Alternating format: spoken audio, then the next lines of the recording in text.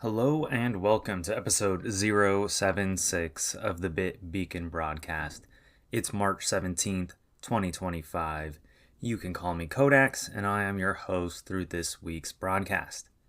I just wanted to mention real quick about the lack of a new episode last week. There just wasn't much interesting news to pull from, so I didn't want to force an episode where I felt there wasn't anything interesting to talk about, anything that I was passionate about. But this week, we've got some good stuff for you.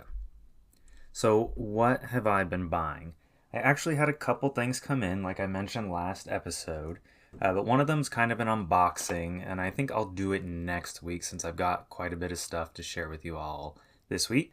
So I will just briefly mention one game that I do quickly want to talk about. I obtained Suikoden 1 and 2 HD Remaster, Gate Rune, and Dunnan Unification Wars. That's quite the title. So these are two JRPGs that launched during the PS1 era. We had talked about last year a sort of spiritual sequel to these games was released called Eiyuden Chronicles. But this game was originally made by Konami. Konami had nothing to do with the Eiyuden Chronicles that was released last year. But they did actually develop this HD remaster in-house, and Konami talked about how this game took a year longer than they anticipated it taking to produce because they really, really wanted to give it the attention that it deserved. It's borderline, not quite a remake, but it's more than just a basic up-res of the assets and like slapping it out there. They put some love and attention into this. So if you're into old school JRPGs with all their kind of warts and everything, this is definitely one to check out. I have never personally played any of the games in the series, so I am interested in checking them out. I have heard that the first one is a little rough around the edges and that the series really kind of hits its stride with the second game. So just something to keep in mind. I've also heard people say that if you start the first game and you're not really feeling it, it's okay to just kind of move on to the second game. Apparently there's like some really annoying inventory management stuff that you have to do in the first game, and it can become a little tedious on top of other little things. But I appreciate that they kept it intact as much as they could to the original game's vision, as opposed to just totally changing everything, even though that maybe does alienate some newer players. Okay, so what have I been playing? I have been continuing just a little bit my playthrough of Sleeping Dogs. I've been kind of getting distracted a lot this past week. I've also started reading a little more frequently, so that's eating up some of my time. And Zenless Zone Zero did have a big update last week, so that honestly took up the majority of my playthrough time. They added a new character that's an upgraded version of a lower tier character, I guess you could say. They made a 5-star version of a 4-star character. So that kind of thing is exciting to me in these kinds of games. And then there's new story content and events to check out as well. So I spent quite a bit of time in ZZZ last week. I've also been talking about how I've been playing the Nintendo DS version of Animal Crossing, and I changed my mind. I want to go back even further, and I am starting to play through the original Animal Crossing on Nintendo GameCube.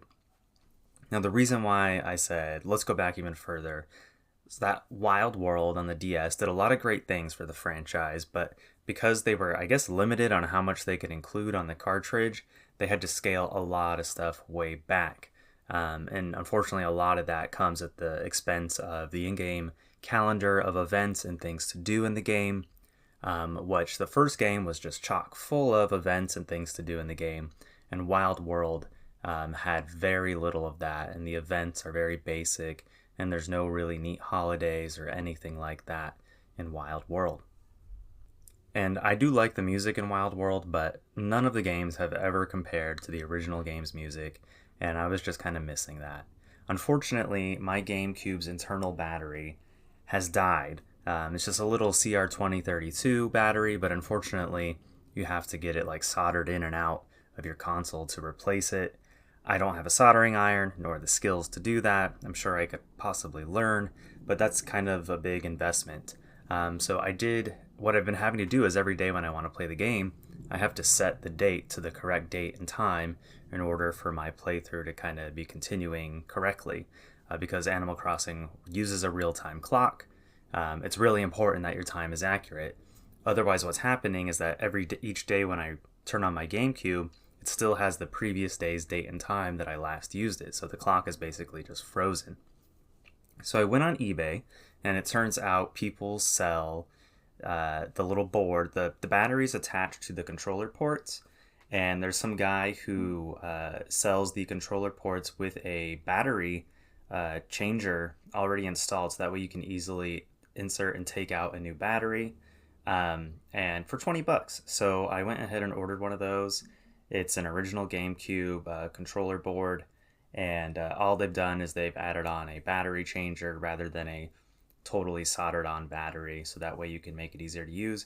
It will involve a little disassembly of my GameCube, but I watched some videos and it seems pretty simple to do, so I'm confident I can get the hang of that. I will hopefully be receiving this controller board later this week, so I'll report back next week if I was successful in swapping it out. So I'm kind of excited to do a little bit of tinkering with my GameCube, get in there, clean it up a little bit, polish those fans, and get that dust out of there. So this past weekend, I had the immense pleasure of attending the God of War 20th Anniversary panel and exhibit opening at Gallery Nucleus. Before the panel began, they slowly let a handful of the ticket attendees in to pick up some of the various art prints and merch that were available for sale. Inside the shop, I picked up one of the 20th anniversary shirts from Insert Coin Clothing, which features a metallic gold foil printing with the God of War logo on the front and the Sony Santa Monica Studio logo on the right sleeve. I also picked up Jake Cantu's tribute piece print. This piece was numbered out of 300, and I was early enough in the line that I was able to snag number 1 of 300. Only about 5 different tribute art pieces were available. Staff at Gallery Nucleus told me another set of prints would be made available next weekend at the cast member signing event, so I'll have to take a look again there, but I think I'm happy with the print that I got. It was, expensive enough as it is.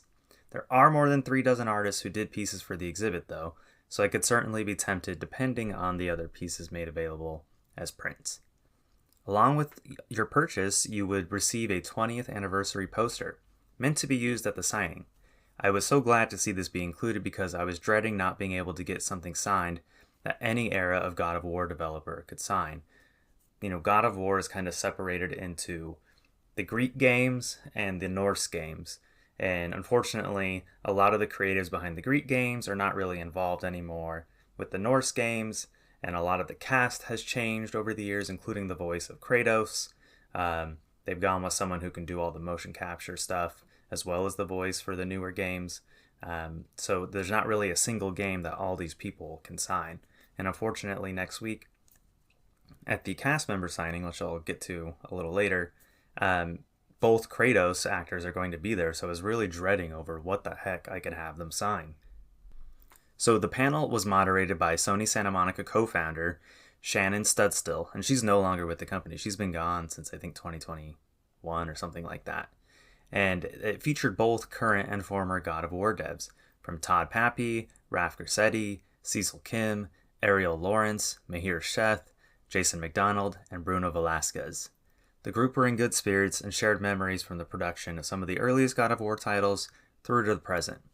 There was one fun story that they recalled, kind of scary story. During the development, I think of either God of War 2 or 3, the team recalled how one evening, when much of the staff was still at work, they started smelling smoke in the building.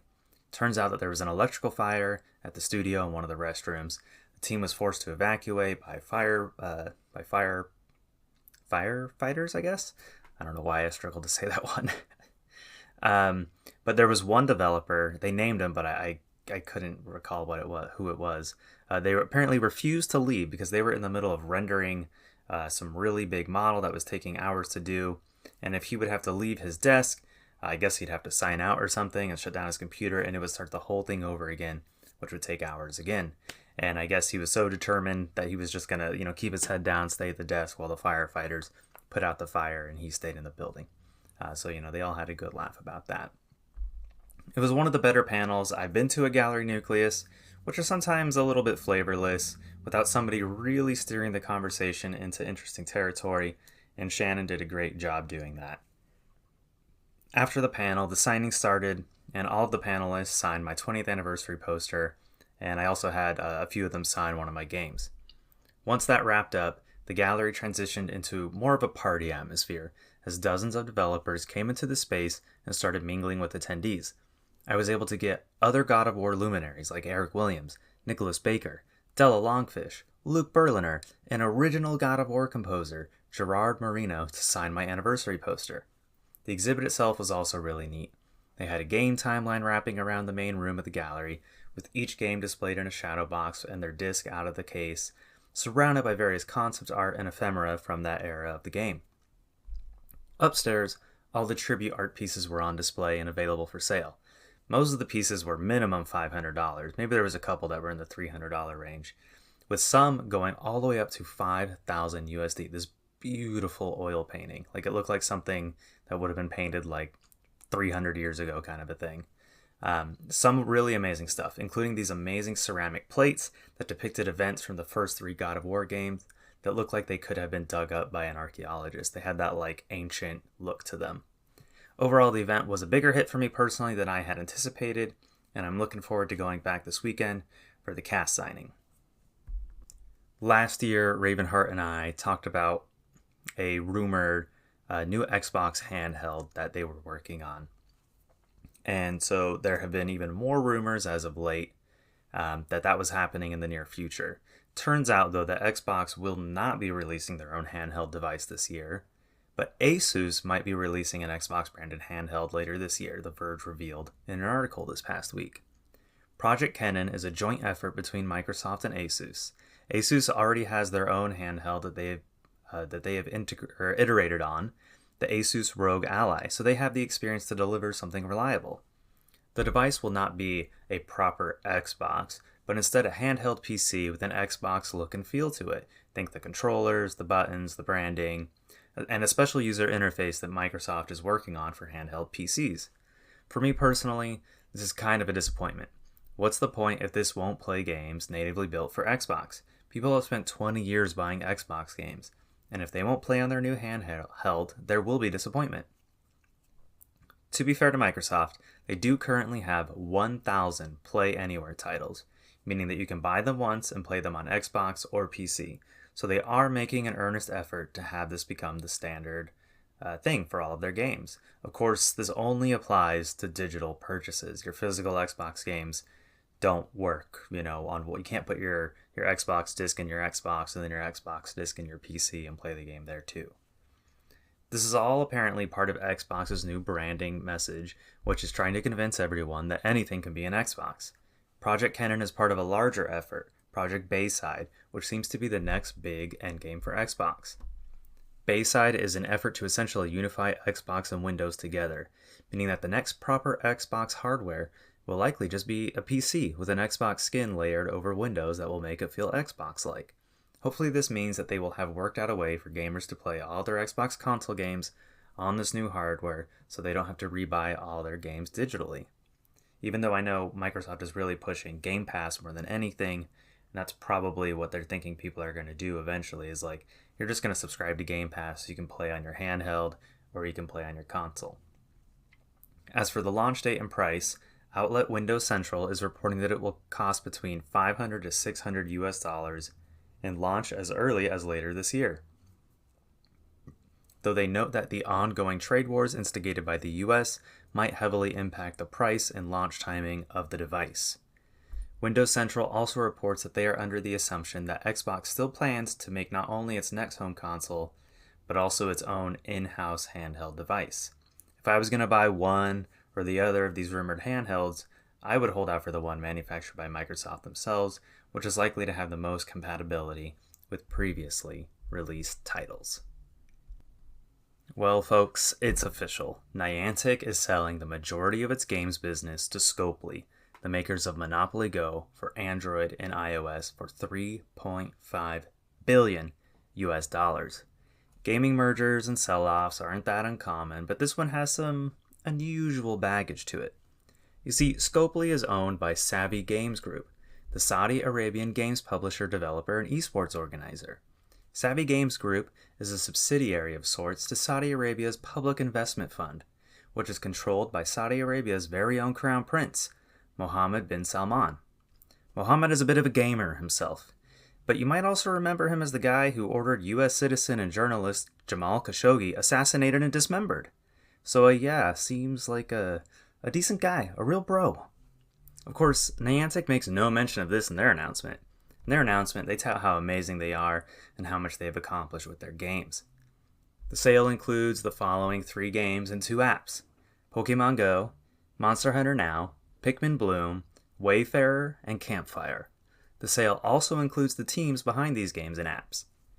Niantic says that the company has been on 2 branching but complementary paths, one focused on games and the other focused on advancing augmented reality, artificial intelligence, and geospatial technology.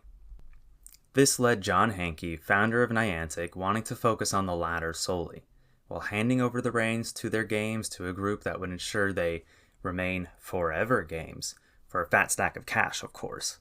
Niantic assures players of its games can expect that the games, apps, services, and events they know and love will continue to receive Scopely's ongoing investment, driven by the same teams that have always created these experiences. Sure, Niantic, but name me a games acquisition in recent memory that hasn't resulted in mass layoffs within a year of the company being acquired. I'll believe it when I see it. Niantic, meanwhile, will retain ownership of its games, Ingress and Peridot, while also spinning themselves off as Niantic Spatial, where they will, and I quote, lead the future of geospatial AI by building spatial intelligence that helps people better understand, navigate, and engage with the physical world. To John Hanke, I say, go touch some grass. That's how I interact with the physical world. Give it a shot. But now for a less snarky reply. Here is our resident geographer, Geocode7, with his explainer on geospatial AI. Thanks, Kodax, and hello everyone from the Bit Beacon community. Thank you again for having me on and offering my insights on this article that just came out from Niantic Games. And it's called Niantic Games: The Next Chapter. In particular, Niantic Games Spatial Incorporated, which is kind of this next integration of mapping software that's being introduced in particular with Pokemon Go. So for our audience members, I just want to kind of go over what is AI and what it's not, and what is Geo AI on top of all that as well. So first and foremost, most of you probably have heard of ChatGPT, which is basically a form of AI that basically you prompt it with a question, it responds back. Sometimes it's great, sometimes it's hilarious, sometimes it's mind-blowing, other times it's not so reliable, as multiple articles and stuff have come out about this. So it's going to be interesting to see where that goes in the near future. But so basically you could think of Geo AI in the same kind of idea, except what we're doing is we're taking and analyzing buildings and assets. So, you know, buildings, roads, walls, trees, bushes, and all that kind of stuff. So that's how we utilize Geo AI. And in particular, what's become very commonplace is actually utilizing photography to kind of understand buildings and assets and things. So looking at drone imagery and satellites and all kinds of stuff to kind of take away from having to draw these things out manually in our software programs, and having leveraging AI to basically do all this. So how can Niantic use Geo AI? So we do know that Niantic's already, if you played Pokemon Go in particular in recent years, they're already utilizing Google Maps within their software, and a lot of like what you see the roads and the buildings and then a couple other things that are in there kind of shown. Some of it's kind of like loosely like city shown kind of thing, but some of it actually is geographically correct, and that's utilizing more of a LiDAR system that Google had flown planes, and you see this too if you ever use Google Maps. You might notice some 3D models of certain buildings and things, and that's using LiDAR, which basically is taking a special camera to point it down on the ground to capture a 3D image of a particular area. So the next plan here is utilizing more of a basically the picture that you're collecting as the user to kind of build out this digital twin or digital world that replicates basically what we see. And so, especially if you're playing in a park, for instance, like, oh, the trees that are here and the baseball areas, or if you're within a city and, hey, this is what the sidewalks and where all the buildings are at, and they're all basically 3D and all georeferenced there.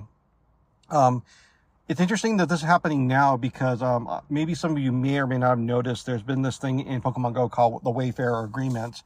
And basically that's been where you could sign up to basically review certain Pokestops and take images of those Pokestops. And I think there's even a functionality now where you could actually scan and get certain points and attributes and things. So it's almost like it's all been leading up to this, where they're going to start utilizing this type of technology, which is really, really cool, actually. I mean, I would say that you could definitely, I would imagine, take an overlay, say like Pokemon's hopping on statues and stuff, maybe, or and maybe you can see a Pokemon in the trees. So kind of building that real world application to it.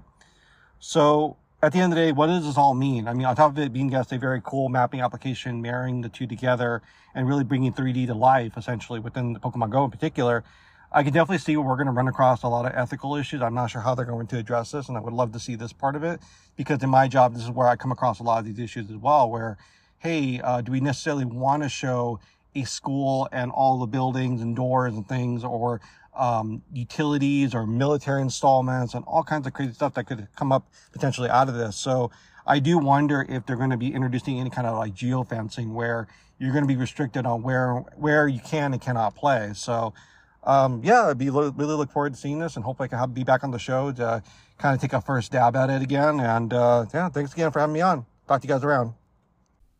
Thank you, Geocode7, for that thorough explanation of where Niantic Spatial might be headed towards next. We are all so much more informed than we were 5 minutes ago. As for Pokemon Go, game director Ed Wu seems optimistic about the move to Scopely and his moving to a new home blog. Here he tells us that fans should know and understand how exciting this is for us, and how he believes a partnership with Scopely is the best thing that could have happened for Pokemon Go. He lists 3 reasons why he's confident about the road ahead. Number 1. Scopely expressed a deep admiration for this community and our team. Here he says that Scopely is committed to bringing Pokemon Go through its second decade and beyond. I mean, of course they are. They just spent $3.5 billion. Number 2. The entire Pokemon Go team is staying together through this partnership. He says Scopely will allow the Pokemon Go team to work autonomously, and assures us that plans and roadmaps for the games are unchanged. My guess? More paid research and more advertisements. Want to throw a Pokeball? First watch an ad. That was a joke. Probably. Number 3. Pokemon Go team will be joining a broader organization dedicated to games. Here he says that Scopely is focused on the long term and not short term gains, which would be detrimental and alienating to the player. It's not like they haven't already done that to themselves. You can't log into the game without being bombarded by notifications about the 5 different event tickets on sale in the shop. Scopely's blog post about the acquisition reads more like an announcement to investors, which is weird because it's a private company. But maybe they were worried about pissing off the wrong crown prince by spending so much of his money. End transmission.